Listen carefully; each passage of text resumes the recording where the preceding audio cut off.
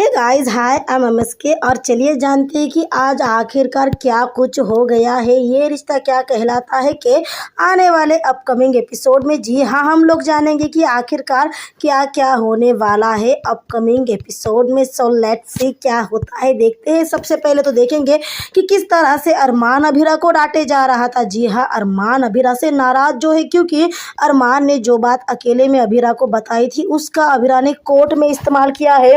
और इसी बात से अरमान इतना ज़्यादा नाराज़ है अभिरा से, इतना ज़्यादा नाराज़ है अभिरा से कि वो अभिरा की तुलना करने लगा है फूफासा के साथ। जी हाँ, अरमान ने सीधे से कह दिया है अभिरा से कि आज जब मैंने तुम्हें केस के लिए कोर्ट में गिरते हुए देखा तो मुझे एक पल के लिए लगा कि तुम जैसे फूफासा हो। फिर क्या था, अभिरा भी थोड़ी चुप बैठने वाली थी।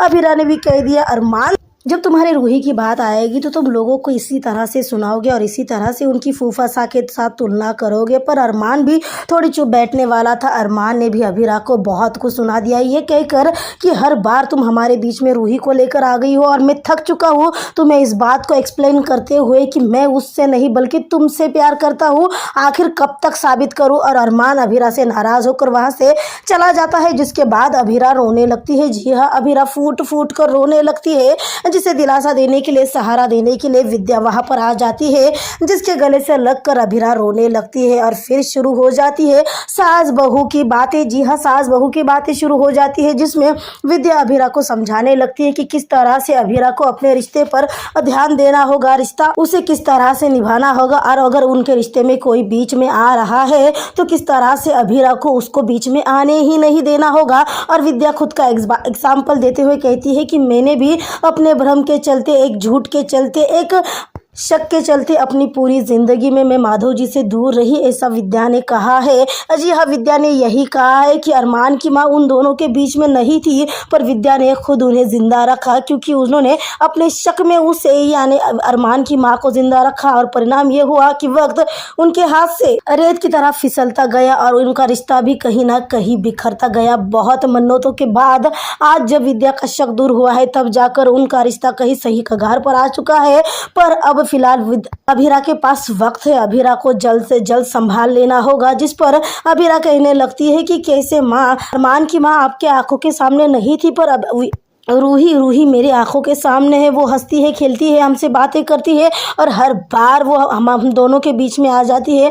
मैं अरमान की तरफ एक कदम बढ़ाती हूँ तो फटाक से रूही बीच में आ जाती है और मैं फिर से वही रुक जाती हूँ, थम जाती हूँ। और ऐसे अगर चलते मैं अगर रुक रुक कर चलने लगी तो मैं कब अरमान के पास पहुँचूँगी। तो विद्या अभिरा से कहने लगती है कि तुम्हारे पास प्यार के पंख है, अगर रूही नाम की दीवार तुम दोनों के बीच में खड़ी है तो तुम उड़कर अरमान के पास जाओ, पर अरमान का साथ मत छोड़ो, क्योंकि तुम दोनों का रिश्ता बहुत इम्पोर्टेंट है और तुम दोनों एक दूसरे से बहुत ज़्यादा प्यार करते हो। जी हाँ, विद्या ने एक अच्छी खासी सीख दी है अभिरा को और शायद इसी का परिणाम है कि अभिरा ने कोर्ट में केस वापस लिया है। जी हाँ, जिस केस को अभिरा जीतने वाली थी उस केस को अभिरा ने वापस लिया है, ये कहते हुए कि उन्हें आउट ऑफ कोर्ट सेटलमेंट करना है। जिसके बाद वो काकी जी जिनका एक्सीडेंट हुआ था वो भी अभिरा से सवाल करने लगती है, जिस पर अभिरा कहने लगती है कि नहीं, अगर रूही को सज़ा होती है तो हम लोगों को उससे हासिल क्या हो जाएगा, यही अगर हम लोगों को आउट ऑफ कोर्ट हम लोग सेटलमेंट करते हैं तो कुछ ना कुछ तो हासिल होगा,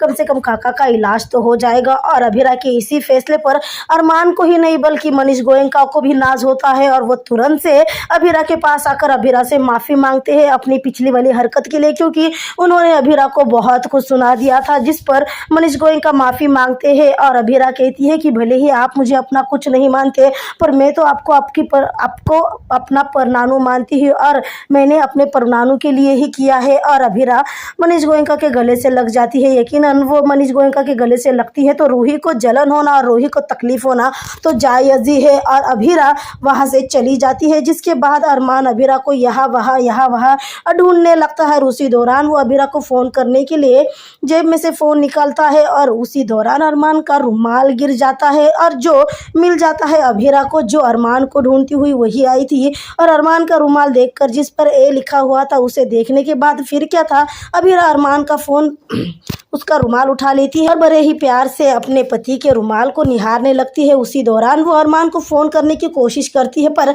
विद्या का फ़ोन आ जाता है, जिसे वो विद्या को खबर देती है कि उन्होंने आउट ऑफ कोर्ट सेटलमेंट कर दिया है। पर भाई ये क्या हो गया, हवा का झोंका भी कभी कभी बड़ी शरारत कर बैठता है। तभी तो उसने अभिरा के साथ इस तरह की शरारत की है, क्योंकि अरमान का रुमाल हवा की भांति इधर से उधर, वहां से यहाँ गुजर रहा है, उड़ रहा है। और उसी रुमाल को पकड़ने के लिए अभिरा ने पूरा की पूरा कोट सर पे लेकर रखा है। जी हाँ, तभी तो रुमाल उड़ते हुए जाता है ऑफिस में और अभिरा ऑफिस में चली जाती है, जहाँ पर लॉयर्स बैठे होते हैं, जिस पर लॉयर पूछने लगते हैं कि भाई तुम एक रुमाल के लिए इतना कुछ कर रही हो। जिस पर अभिरा कहती है उस रुमाल के लिए मैं पूरा उदयपुर सिर पर उठा सकती हूँ। और अभिरा आखिरकार उस रुमाल को हासिल कर ही लेती है, जिसके बाद वो औरत सही से मतलब कुछ कर रही होती है, जिस पर अभिरा कहने लगती है कि ज़रा संभाल के, क्योंकि वो मेरे पति का रुमाल है। फिर क्या भाई, अभिरा की इस हरकत की तारीफें तो बाहर हो रही थी। तभी तो अभिरा को ढूंढ रहा वकील, अभिरा को ढूंढ रहा अरमान के लोगों की बातें सुन लेता है कि किस तरह से एक वकील दूसरे वकील को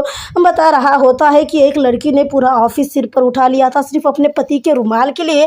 जिसे सुनने के बाद अरमान कहता है कि भाई सच में वो इंसान बहुत लकी होगा, और यहाँ मेरे बीवी का तो अता पता ही नहीं है। जी हाँ, पर यहाँ उनकी बीवी यानी उनकी वाइफ उन्हीं के रुमाल के साथ बड़े ही प्यार से अपना प्यार जता रही थी।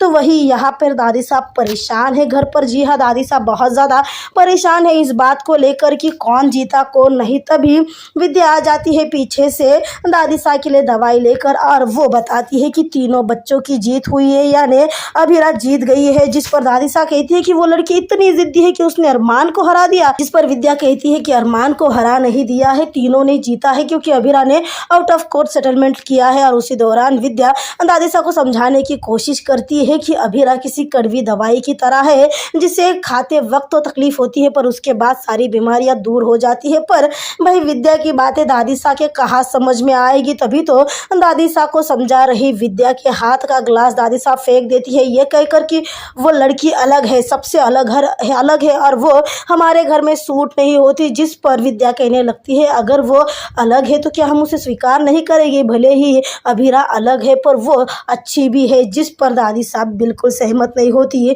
और दादी साहब कहती है कि जब से उस लड़की के मनहूस कदम उनके घर में पड़े हैं तब से लेकर अब तक उनके परिवार में कुछ भी अच्छा नहीं हुआ है। उनका परिवार पूरी तरह से टूट गया है, बिखर गया है। जिस पर विद्या कहती है कि परिवार तो आज भी वही है, पर फर्क इतना है कि सब एक साथ है, पर सब अभिरा के साथ है। माँ यानी विद्या दादी साहब को समझाती है कि आप भी अभिरा को माफ़ कर दीजिए, पर अभिरा को माफ़ी की बात तो दादी साहब को जैसे हजम ही नहीं होती। तो यहाँ पर मनीष गोयनका काफ़ी खुश है। जी हाँ, मनीष गोयनका और सुवर्णा सुरेखा सब रूही की नज़र उतार रहे हैं, क्योंकि रूही सही सलामत घर पर जो आ गई है। और वही इसी दौरान सब बातें कर रहे होते कि अच्छा हुआ कि अभिरा ने ऑन द स्पॉट केस को वापस ले लिया, नहीं तो रूही आज जेल में चली जाती। पर उसी दौरान रूही के जख्म कहीं ना कहीं कुरेदे जाते हैं, कहीं ना कहीं उसे अरमान की याद आती है और वो वहाँ से चली जाती है।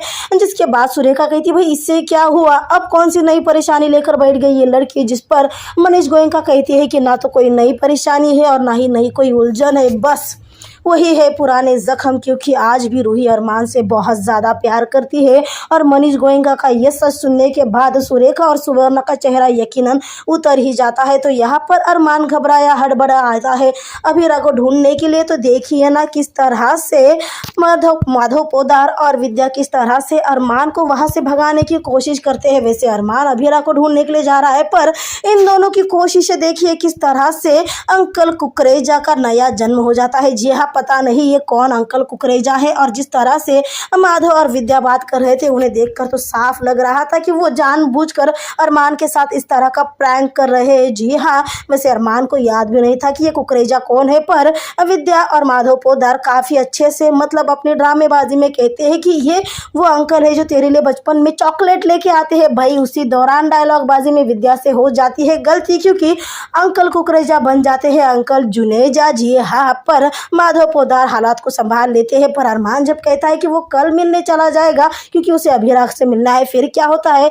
रिश्तों का वादा किया जाता है, संस्कारों की दुहाई दी जाती है, बेचारे अरमान को इमोशनल ब्लैकमेल किया जाता है और आखिरकार उसे वहां भेजा जाता है जहां पर मिस्टर कुकरेजा है। भाई ये कुकरेजा कौन है ये तो हम लोग को अपकमिंग एपिसोड में पता चलेगा, पर कुछ कुछ बातें हैं जो पता चल चुकी है क्योंकि अरमान उस जगह पे पहुंच चुका है। जी हाँ, अरमान मिस्टर कुकरेजा से मिलने के लिए पहुंच चुका है, पर वहां पर मिस्टर कुकरेजा नहीं बल्कि अरमान का प्यार अरमान का इंतजार कर रहा है क्योंकि अरमान जब घर में जाता है तो पूरी तरफ अंधेरा ही अंधेरा होता है और अचानक से लाइट्स चमकने लगती है। काफी सारे गिफ्ट्स होते हैं, उनमें से एक गिफ्ट को अरमान खोलता है और देखता है तो जानता है कि भाई काफी सारे लाइट्स हैं। उसमें से अरमान एक बाउल उठा लेता है और तभी अभिरा की आवाज आती है कि मेरे जिंदगी में अंधेरा छाया हुआ था और तुम मेरे जिंदगी में रोशनी की तरह आए हो। फिर क्या था, अरमान के चेहरे पर बड़ी सी स्माइल आती है क्योंकि वो अभिरा ही थी। जी हाँ, वो अभिरा ही थी। अभिरा की आवाज़ सुनते ही अरमान के चेहरे पर खुशी छलकती है। तो यहीं पे हो जाता है एपिसोड ख़त्म। जी हाँ, ये रिश्ता क्या कहलाता है का यहाँ पे एपिसोड ख़त्म हो जाता है और यहीं से होगी अगली कहानी की शुरुआत। क्योंकि आने वाले अपकमिंग एपिसोड में हम लोग देखने वाले हैं कि किस तरह से अरमान और अभिरा शादी करेंगे। जी हाँ, अरमान अभिरा एक बार दोबारा से शादी करने वाले हैं जिसके खिलाफ है दादीसा, और दादीसा अरमान को कह देती है सही से कि तुम्हें आज सही एक फैसला लेना होगा, ये लड़की या हम इनमें से किसी एक को चुनना होगा। और अरमान अभिरा को चुनता है और दादीसा अपना फैसला ले लेती है कि वो घर छोड़कर चली जाए।